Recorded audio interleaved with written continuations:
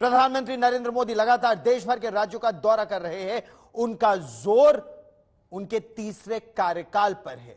भारत को विश्व की तीसरी सबसे बड़ी अर्थव्यवस्था 2027 से 29 के बीच बनाने पर है। इस पर जीडीपी के अच्छे नंबरों से बीजेपी गदगद है। प्रश्न यहां यह उठता है कि इकोनॉमी की यह जो रफ्तार है, क्या चुनावों में भी प्रधानमंत्री नरेंद्र मोदी पर, जिसको मोदी की गारंटी कहा जा रहा है, वो भरोसा और बढ़ाएगी? देखिए ये रिपोर्ट। मैं अभी आ रहा था तो वो गूंज यहां पर भी सुनाई देती है, और वो गूंज है अब की बार 400 पार। अब की बार, अब की बार, अब की बार। क्या बेहतर अर्थव्यवस्था के आंकड़ों से मोदी सरकार पर भरोसा और बढ़ेगा? 400 पार का नारा ऐसे ही नहीं लग रहा है। ये तभी लग रहा है जब मोदी की गारंटी पर देश भरोसा कर रहा है। जहां तक भरोसे की बात है, तो आईएमएफ हो या फिर विश्व बैंक, दुनिया के मानचित्र पर अगर वो किसी को चमकता सितारा मानते हैं तो वो भारत है। इस विश्वास पर जीडीपी के ताजा आंकड़ों ने मोहर लगा दी है। सरकार ने बताया है कि तीसरी तिमाही में देश की जीडीपी ग्रोथ 8.4% की दर से हुई है। इकोनॉमी के आंकड़े पूर्वानुमान से कहीं ज्यादा है। सबसे बड़ी बात यह है कि भारत की जीडीपी ग्रोथ चीन और अमेरिका के मुकाबले ज्यादा है। आईएमएफ जैसी संस्थाओं का अनुमान है कि मौजूदा वित्त वर्ष में अमेरिका, जापान, चीन जैसे देशों से बेहतर ग्रोथ भारत की होगी। लेकिन चुनाव से पहले देश की अर्थव्यवस्था के बेहतर आंकड़ों से उस पर क्या असर होगा? हम सभी ने मिलकर 2047 तक विकसित भारत बनाने का लक्ष्य तय किया है। देश का गरीब, किसान, महिला और युवा, ये देश की प्राथमिकता है। चुनाव से पहले मोदी सरकार के लिए आंकड़े अहम है। जानकारों को लगता है कि इसके जरिए वो दिखा सकेगी कि दुनिया के सभी बड़े देशों से भारत का विकास तेज गति से हो रहा है।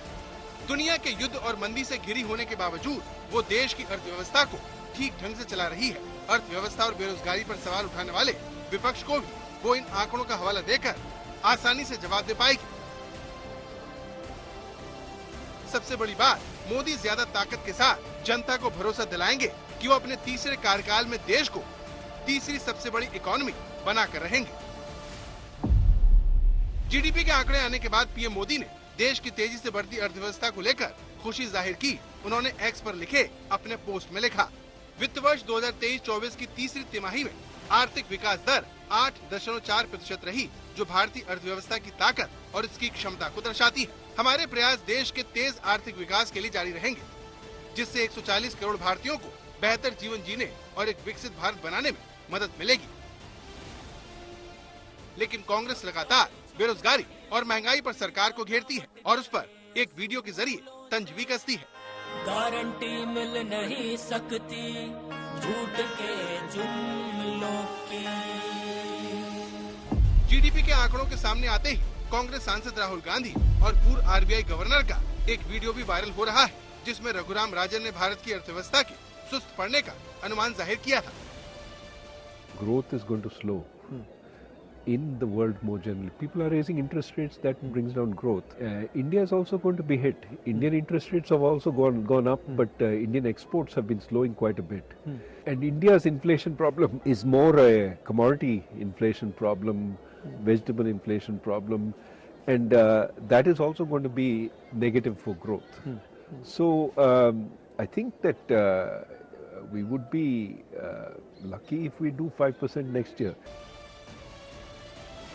साल 2023-24 की तीसरी तिमाही में 8.4% की मजबूत जीडीपी ग्रोथ भारत की अर्थव्यवस्था की ताकत और क्षमता को दर्शाया है। इसने अर्थशास्त्रियों के तमाम अनुमानों को भी ध्वस्त किया है।